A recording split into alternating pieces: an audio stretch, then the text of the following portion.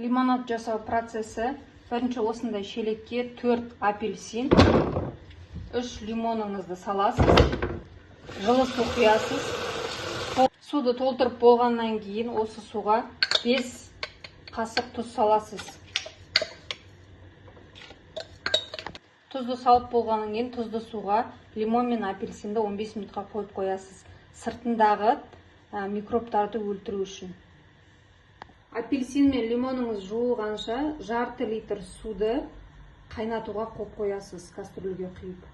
15 минут өткеннен соң әр апельсин, әр лимонның сыртын осындай губканың мына жақ бетімен тазалап жуып шығасыздар. Тазалап жуып алынған апельсин мен лимонның сыртын мынандай тазалағышпен тазалайсыздар. Сыртқы қабығын былай батырмай алу керексіздер. Міне. Мына жаққа аппағы кетіп қалмау керек, лимонның сыртындағы мына ақ жұқалап ашисыздар. Егер ағы кетіп қалған болса, тастап жіберіңіздер, өйткені лимонадты қышқыл қылып жіберетін осы. Міне мен барлық лимонның сыртын осылай ашып алдым. Міне мынандай қабықтар шығу керек. Міндетті түрде мына жағын қарап аласыздар, ақтары кетіп қалмау керек, осындай жұқа-жұқа. Ашылған қабықты лақтырып жібермейсіздер, бұл керек алып, керек ыдысыңызға сап қоясыз. Ендігі кезек апельсинде. Апельсинде де тура солай жаңағы лимон сияқты жұқалап ашып шығасыздар сыртын, қабығын. Апельсинде де тура лимон сияқты осылай сыртын ашып аласыздар. Міне қабықтарын жұқалап, соны керек ыдысыңызға саласыз. Қабығы ашылған апельсин мен лимонның мына жақтарын кесіп тастайсыздар. Міне сөйтіп осылай 4-ке бөлесіздер. Лимонды да екі жағын осылай кесіп 4-ке бөлесіздер. Ішіндегі дәнегін алып тастамаңыздар, өстіп қала берсін. Ештеңе етпейді ол. Енді қант еріту технологиясы. 815 грамм қантты өлшеп аласыз. Осы қанттың үстіне жаңа қайнатылған 500 жарты литр суыңызды құясыз.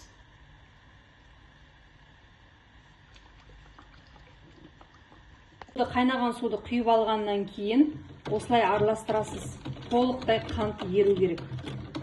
Қантты осылай араластырып болғаннан соң жаңағы апельсин мен лимоныңыздың үстіне құясыз. Енді блендермен жақсылап езіп шығасыздар. Блендермен лимон мен апельсинді майдалап алған соң үстіне 8 литр су құясыздар. 8 литр суды құйып алғаннан соң жақсылап араластырасыздар. Араластырып болғаннан соң ішіндегі мынандай қалған қалдықтарды алып тастайсыздар. Қалдықтардан тазартып алған соң бетіндегі мякотты үстіп сүзіп аласыздар. Осындай мөлшерде. Одан көп керек емес. Сүзіп алып, ыдысқа салып қойып қоясыздар. Мякотты алып болғаннан соң лимонадты сүзгіштен өткіземіз.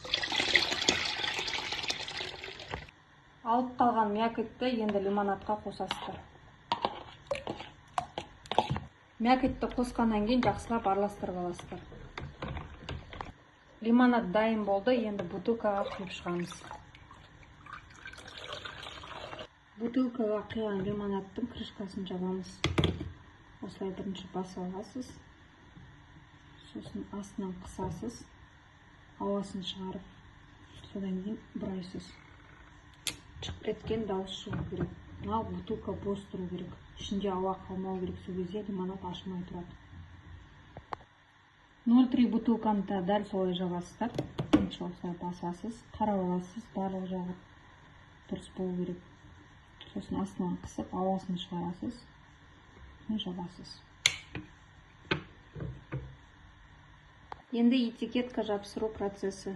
Осылай аласыздар. Міне лимонад 300 мг деп жазылып тұр сыртында. Тура ортасына әдемілеп жапсырасыздар. Шет-шетін осылай қолыңызбен дұрыс жабысу үшін басып шығыңыз. Алдын жапсырып болғаннан соң дәл соның артқы жағына, төменгі жағына артқы этикеткасын жапсырасыздар. 0,5-ға 0,5, 0,3-ға 0,3 жапсырасыздар. Этикеткасын жапсырып болғаннан соң артына датермен датасын қоясыздар. Шығарылған күні деп тұрады, тура сол жерге мына датамен басасыздар.